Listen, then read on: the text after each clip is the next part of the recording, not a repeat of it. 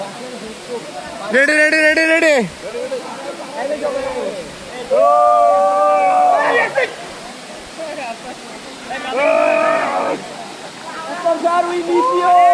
We miss you. Video video.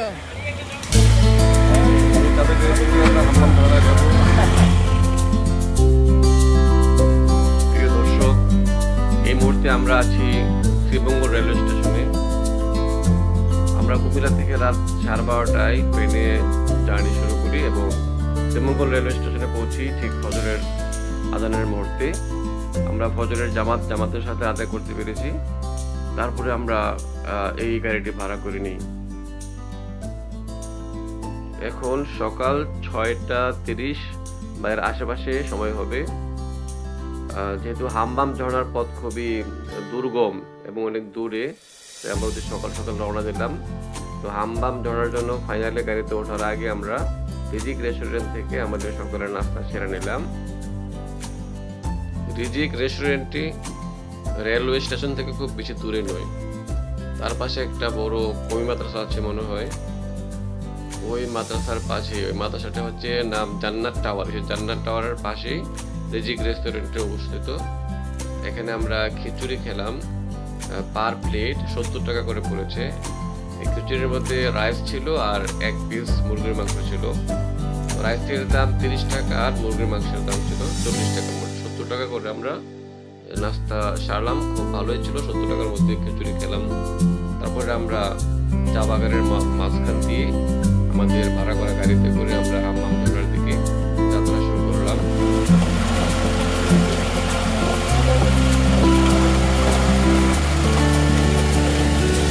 চা বাগান মাছ হয়ে যাচ্ছে হামহাম ঝর্ণার দিকে। আজকে বৃষ্টি, মনে হয় হামহাম ঝর্ণার আমরা একটা উৎসব দেখতে পারবো, আশা করা যায়।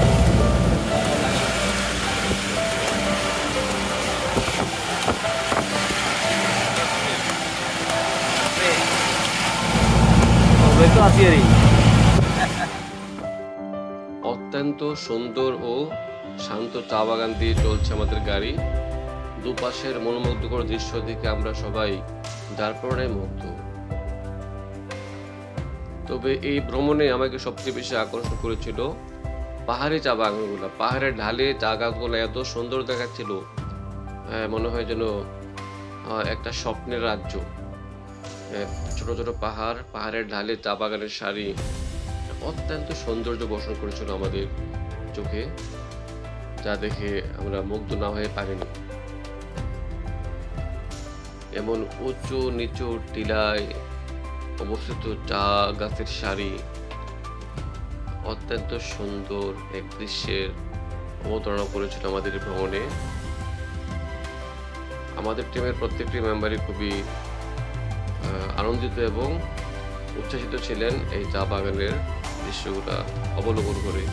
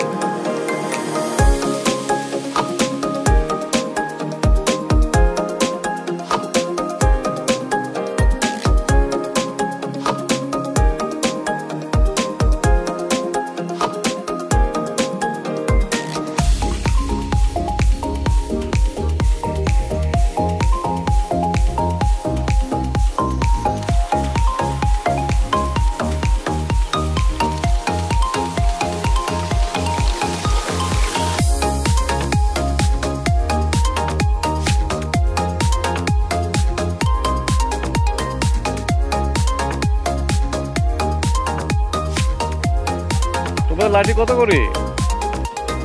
10 টাকা করে। 10 টাকা করে। আবার কি ব্যাগ দিয়ে দেবো? লাঠি ফেরত দিতে হবে? হ্যাঁ, লাঠি কেউ ফেরত দিতে হয়?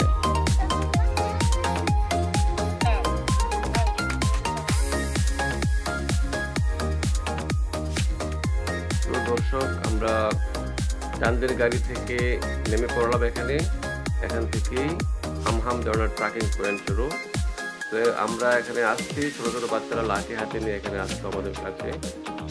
তারা একটা লাঠি 10 টাকা করে বিক্রি করে, কারণ আসলে এই দুর্গম পথ এবং আমাদের সময় একটু বৃষ্টি হয়েছিল, পিচ্ছিল পথ ছিল, লাঠি অবশ্যই দরকার ছিল, লাঠি ছাড়া কিন্তু যাওয়ায় অনেক কষ্ট করে হতো।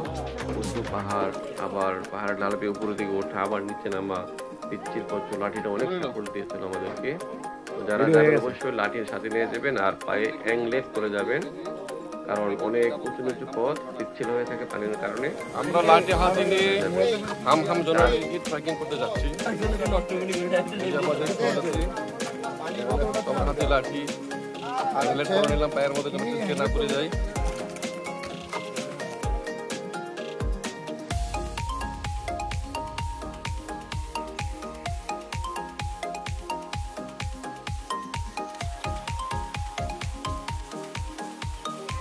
আসেন আসেন সবাই আসেন, দুঃসাহসিক উপজাতীয় দল আসেন সবাই।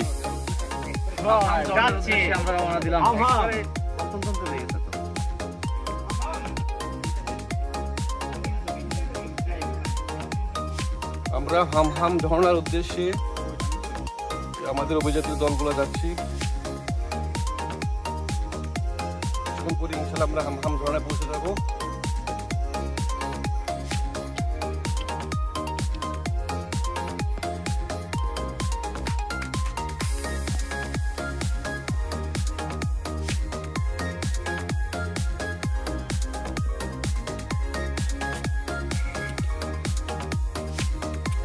পাহাড় বেয়ে বেয়ে উঠছি উপরের দিকে, আর পাহাড়ের যে খাদ দেখা যায়।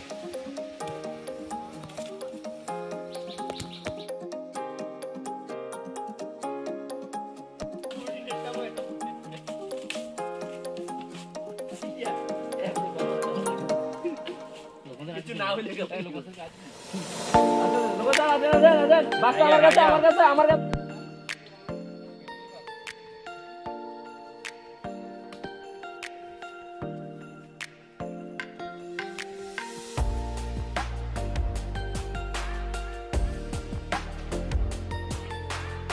উঁচু পাহাড় বাইতে বাইতে বুকে ব্যথা শুরু হয়ে গেছে, অনেক পথ পার হইলাম। হ্যাঁ, কি আর কতক্ষণ উঠতে হইব? আরে খাইছি রে, আল্লাহু আকবার, অনেক উপরে উঠলাম তো। ওই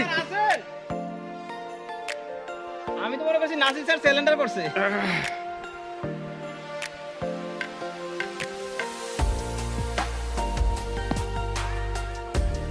আরে ভাই, প্রায় 1 ঘন্টার মতো ট্রেকিং করলাম পাহাড় বেয়ে বেয়ে, গামায়া শেষ। আল্লাহ উঁচা জায়গা উঠবো কিভাবে, কি পিচ্ছিল পথ, আল্লাহু আকবার, আল্লাহ রক্ষা করো। ক্যামেরা বন্ধ করে দিই, ভিডিও করতে গেলে মরবো এনে। একটা জঙ্গলের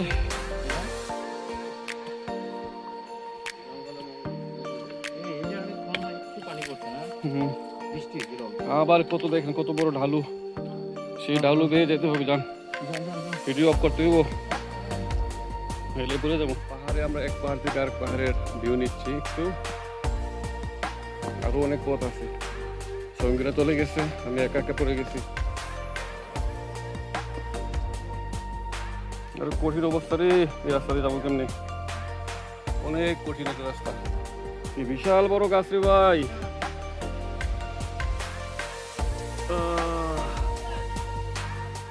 Yes.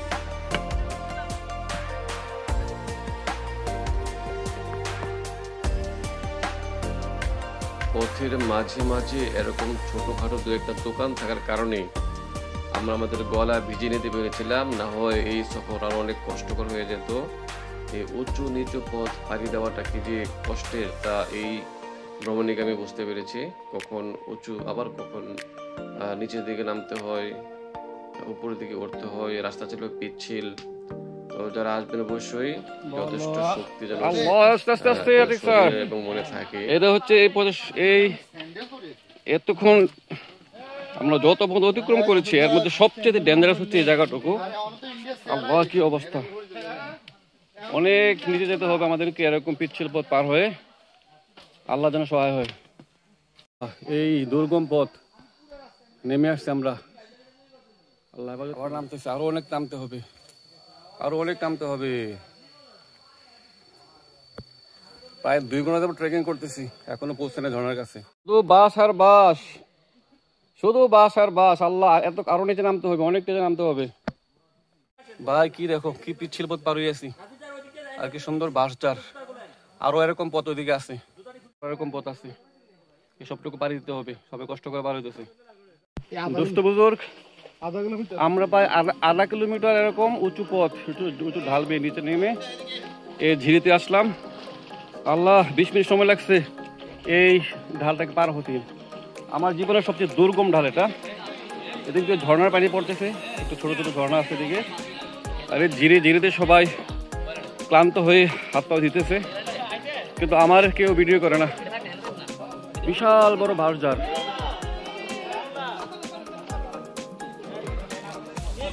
এই যে আমরা আস্তে আস্তে ঝর্ণার ঝিরিপথে চলে আসছি। এখানে অনেক পাথর, এই যে ঝর্ণার পানি।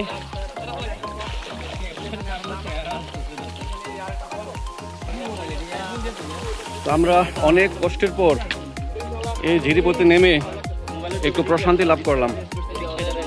এখানে আমার সাথে আরো আরেকটা পার্টি যুক্ত হয়েছে, আর আরেকটা স্কুলের শিক্ষক মন্ডলী এবং আমরা কুমিল্লার শিক্ষক মন্ডলী এখানে আছি আমরা।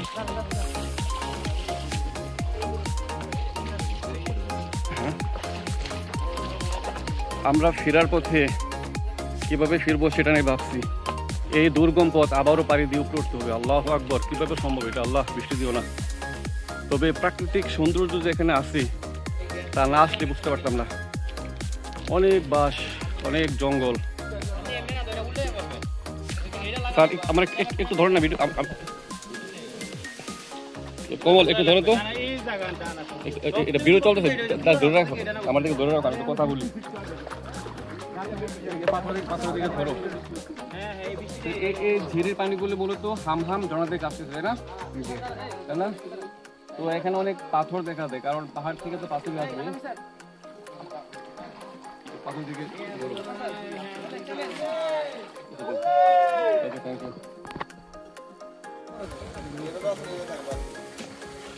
আমার টিমমেটরা এত কষ্ট করার পরে ঝিরির পানির স্পর্শ পেয়ে সবাই এখন প্রশান্ত। এখন আমরা ঝর্ণার দিকে যাচ্ছি, ঝর্ণা কি গোসল করবো ইনশাআল্লাহ। এই যে এখানে অনেক পাথর দেখা যাচ্ছে, পাথর দেখে বোঝা যাচ্ছে যে সামনে ঝর্ণা আছে।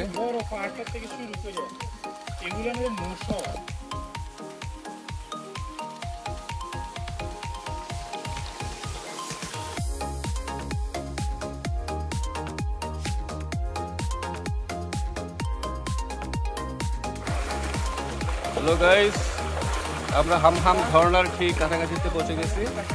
এই যে দেখেন পাথর, অনেক পাথর দেখা যাচ্ছে। পাথর দ্বারা বোঝা যায় এখানে ঝর্ণা আছে। এবং এই যে ঝিরি, এই ঝিরি দিয়ে ঝর্ণার পানিগুলি নামছে। এগুলো আমরা কিছুক্ষণের মধ্যে ঝর্ণাতে পৌঁছে যাবো।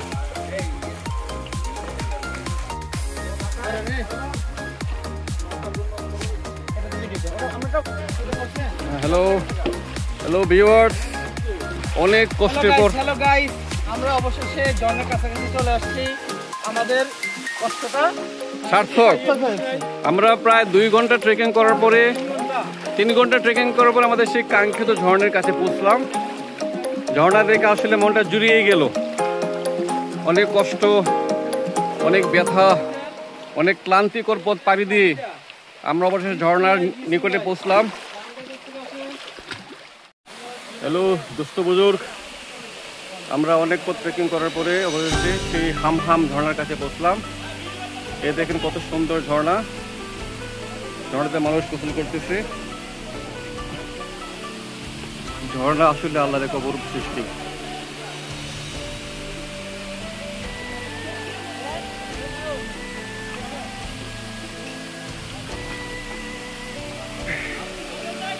একটি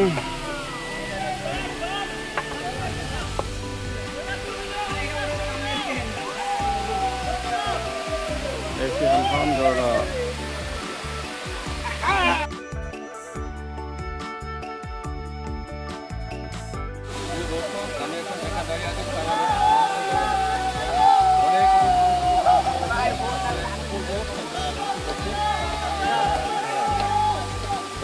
অনেক পথ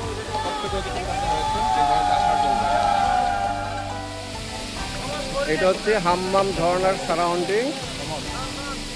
অত্যন্ত কি বলবো, এটা নির্মাণ শৈলী কল্পনা করা যায় না কিভাবে আমরা এটা বানাইছি।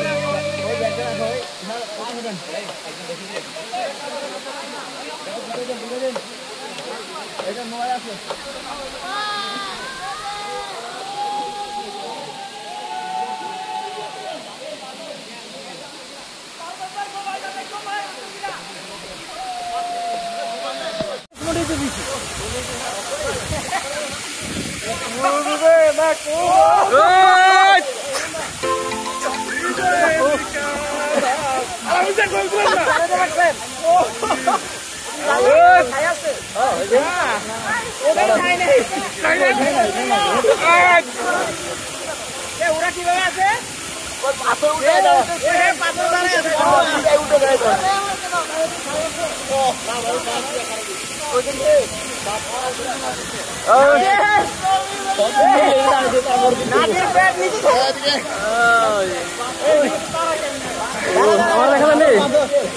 আমার দেখা যায় এই সবাই টাকার দিকে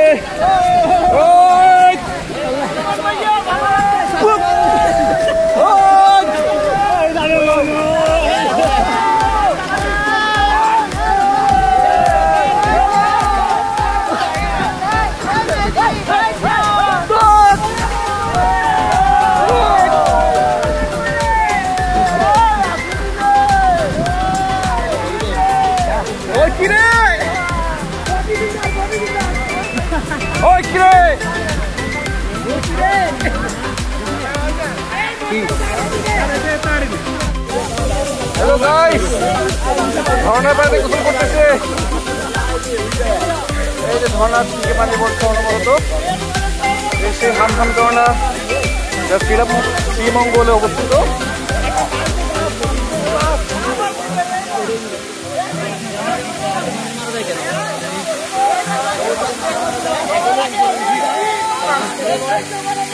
এই যে পাথর পাথর পাথর পাথর ঘরে পড়তে পারে, ওখান থেকে পাথর ঘরে পড়তে পারে, বুঝছেন না?